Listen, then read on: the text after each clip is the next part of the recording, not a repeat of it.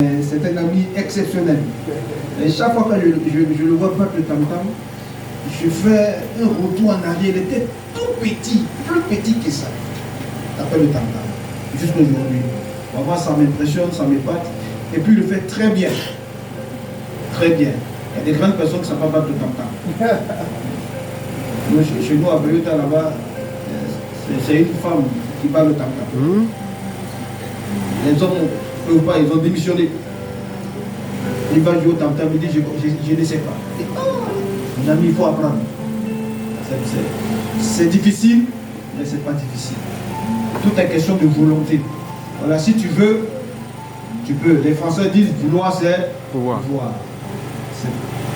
Alléluia. Amen. Donc vraiment, je bénis le Seigneur pour le travail qui s'est fait ici. Amen. Dieu est fidèle. Il sait que chaque fois que je viens, je trouve qu'il y a un changement. Ça m'impressionne, ça m'épate et je suis dans la joie. Dans la joie de voir tout ce qui se fait ici. En tout cas, que le Seigneur bénisse son serviteur. Vous savez, servir Dieu, ce n'est pas une chose facile. Souvent, on a tendance à croire que servir Dieu, c'est seulement prêcher. Bon, il n'y a pas que la prédication. Comme l'a dit le pasteur, les sœurs sont ses toutes premières chrétiennes. Et quand vous commencez, ce n'est pas une mince affaire. C'est difficile. Commencer une œuvre est très difficile. Mais la détruire est très facile. C'est pourquoi des gens, ils n'ont pas commencé, ils sont prêts à gâter. Mais quand tu as commencé, tu as souffert. Il y a des choses que tu ne vas pas te permettre. Tu ne te permettras pas certaines choses. Et c'est pourquoi, quelquefois, les pasteurs ne permettent pas à n'importe quel pasteur ou n'importe qui de prendre la parole sur la chair. Parce qu'un message peut détruire une église. Amen. Un message peut détruire. Et quand tu as commencé, tu as souffert. Comme le pasteur, ce n'est pas sa première fois. Il était un ami, il a commencé quelque chose. Il a tout abandonné, malgré le nombre, la grandeur, il a laissé. Aujourd'hui, il vient reprendre ici. Vous voyez, ce n'est pas facile.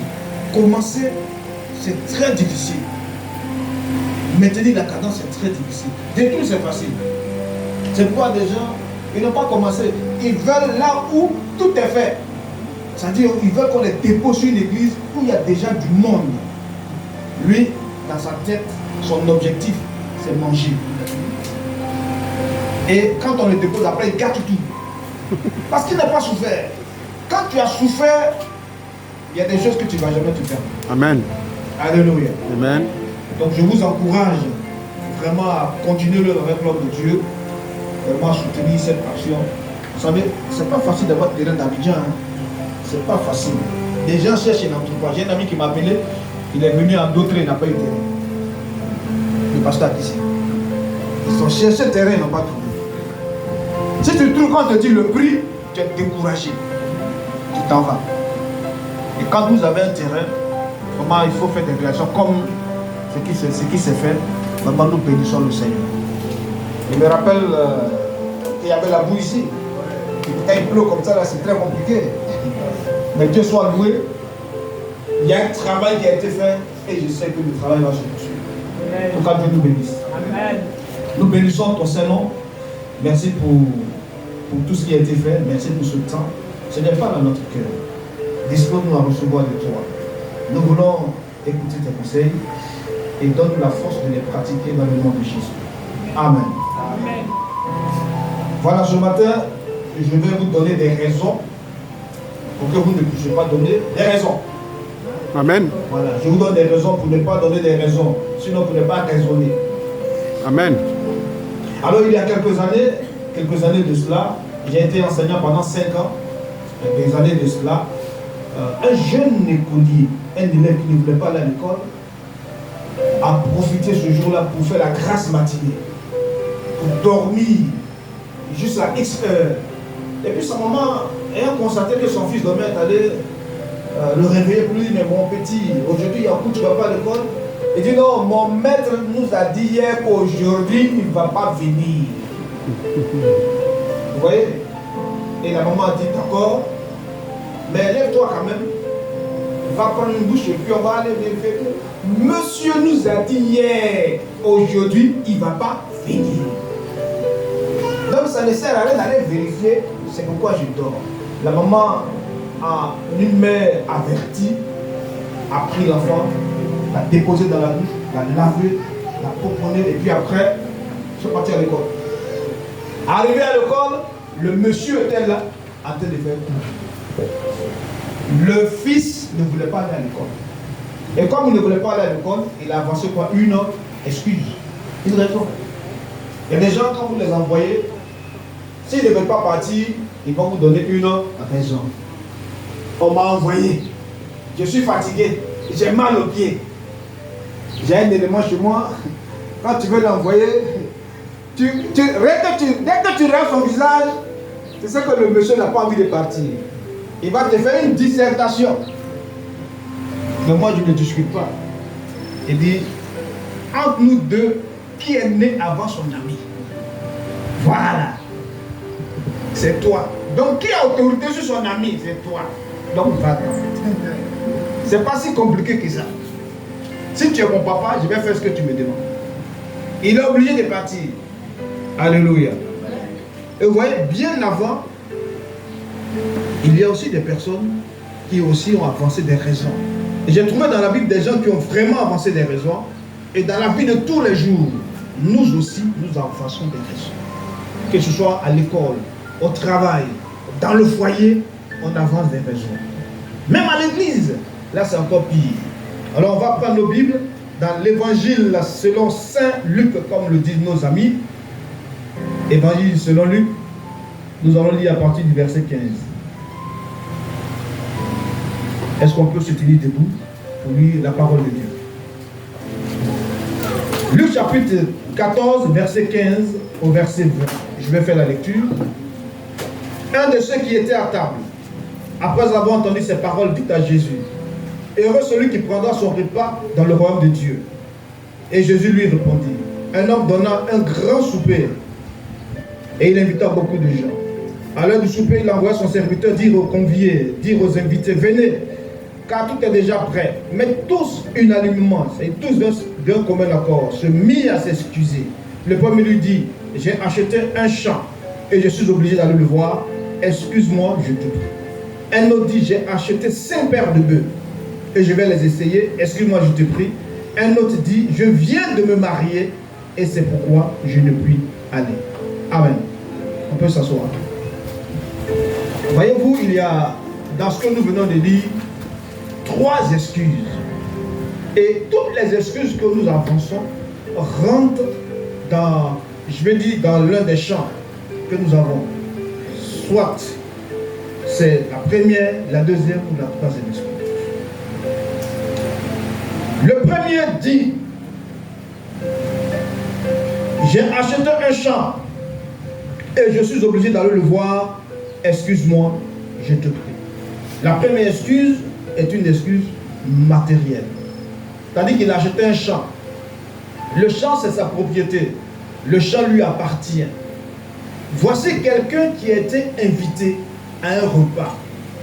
C'est la première fois que je vois des gens qui refusent d'aller manger. La nourriture. Ah, mes amis. Mais voici des gens, ils ont tout fait pour ne pas aller manger. Quand on dit il y a mariage, il y a des gens qui vont aller, même s'ils ne veulent pas, ils vont partir parce que dans leur tête, il y a tchèp. Ça fait longtemps qu'il a mangé tchèp. Il va aller manger tchèp dans le mariage. Et ils ne vont pas seuls, il y en a même qui invitent, c'est-à-dire qu'on l'a invité, mais il va avec quelqu'un d'autre. Et puis ils ne vont pas les mains vides, ils vont avec sachet en plus. C'est-à-dire qu'ils vont manger là-bas, et puis ils vont prendre encore pour envoyer à la maison. N'importe. Non, mais vous liez, c'est la vérité. J'ai connu une soeur, quand elle va dans un mariage, elle ramasse tous ses enfants. Pourtant, ils ne vont pas à l'église. Mais quand elle marie dans l'église, elle vient avec toute sa famille. Et puis elle vient balèze, digba sous pied. On va mettre pour elle, elle va ramener à la maison. Est-ce que ça c'est normal? Pourtant, elle a mangé. Elle fait tout pour être à la cuisine. Même si elle n'est pas dedans, mais ce jour-là, elle doit être dedans. Parce que sa soupière doit être remplie. Elle remplit ça, elle met dans sa sachet, la tâche bien, puis elle donne à une de ses filles, il faut attraper, et puis ils vont manger. Quand elles sont bien rassasiées, elles soulèvent à quoi elles vont à la maison. Entre temps, les gens qui se pêchent sur la table, on n'a pas encore été servis. Alléluia. Voyez-vous, c'est pas une bonne attitude. Nous sommes enfants de Dieu. Il y a des choses que nous pouvons faire, il y en a qu'on ne doit pas faire. Donc la nourriture attire souvent les gens. Attire les gens. Si on prépare chaque dimanche ici, les gens vont remplir ce lieu. Il y a une église aux 2 plateaux. J'ai un ami qui allait prier là-bas. Le dimanche qui a suivi, il a amené sa soeur et ainsi de suite. Parce que dans cette église, quand vous arrivez, on vous donne un sac de riz de 5 kilos avec une bouteille d'huile. Quand vous arrivez pour la première fois, le pasteur, c'est quelqu'un qui voyage beaucoup, c'est un homme d'affaires, il a l'argent. Il a ouvert une église pour attirer les gens, puisque autour de lui, il y a des églises. Donc pour attirer les gens de nos églises, il met un sac de riz, 5 kilos, bouteille d'huile, dit non. Donc l'élément, quand il a pris, quand il arrive à moment, tu as payé? Non. Je ne suis pas dit dans telle église, c'est là-bas, on m'a donné. Dimanche, allons-y. Comme nous sommes 5, on aura 5 sacs de riz, plus 5 bouteilles d'huile. Alléluia. Amen. Donc la famille dimanche s'est ramassée, ils sont tous partis. 5 sacs de riz, 5 kilos. À ton deuxième culte, on ne te donne plus. C'est pour te dire, bon, arrivé, on te fait ça. Maintenant, eux, ils vont toujours inviter des gens. On te donne, après, on se partage. 2, 3e culte, quand tu n'as pas, ils disparaissent. Ce n'est pas une bonne politique. C'est pour dire quoi? La nourriture attire. Mais voici des individus qui ont refusé d'aller manger. Le premier dit, j'ai acheté un champ. Excuse-moi. Pardon. Ton repas, je ne suis pas dedans. Moi, je vais aller voir le champ. Une excuse matérielle. Le champ lui appartient. C'est sa propriété. Il peut aller voir le champ quand il veut. Comme il veut, n'importe quel jour. Mais c'est le jour où il a été invité. C'est ce jour-là, lui, il choisit pour aller visiter son champ. Il va aller regarder son champ. Il ne va pas travailler, mais il dit, je vais aller le voir. Il va s'arrêter, puis il va regarder son champ. Ah, mon chien grand. Parce qu'il ne veut pas aller à l'invitation. Le matériel peut nous faire passer à côté des bénédictions. Il y a des gens, à cause de leur bien, ils peuvent rater le ciel. Il y a un jeune homme qui est venu un jour vers Jésus, lui dit, bon maître, qu'est-ce que je dois faire? Que dois-je faire pour avoir la vie éternelle? Jésus lui a dit, il faut obéir au commandement de Dieu. Il dit ça, j'ai fait ça de ma jeunesse, depuis mon enfance, j'obéis aux lois de Dieu. La Bible dit, Jésus l'a regardé, puis Jésus l'aima. Jésus l'a aimé. Pourquoi? Parce qu'il obéit au commandement depuis son enfance. Il lui a dit, il te reste une seule chose. Va, vends tes biens, distribue aux pauvres, et puis ensuite reviens, tu auras la vie éternelle. La Bible dit, il s'en alla tout triste. Il ne pouvait pas se séparer de ses biens. Il était riche. Il va distribuer son enfant, son argent aux pauvres, aux gens qui n'ont rien fait, qui n'ont pas travaillé. Comme on a dit, les gens qui sont paresseux, qui ont l'esprit de lourdeur, ils n'ont rien fait, ils donnent, lui va prendre son argent pour les distribuer. Il a dit, tout sauf ça. C'est la personne qui est venue à la rencontre avec le Seigneur Jésus et qui est repartie tout triste. C'est la seule personne dans la Bible qui a rencontré Jésus et qui est repartie tout triste. Parce qu'il avait de grands biens. Il ne voulait pas se séparer de ses biens. Comme ce monsieur qui a décidé d'aller voir son champ. Il a refusé une invitation. Le Seigneur nous invite chaque dimanche à l'église. Chaque jour de culte du soir. Est-ce qu'à cause de nos biens, quelquefois, nous ne nous défions pas? Nous ne nous absentons pas souvent. Parce que nous avons nos biens.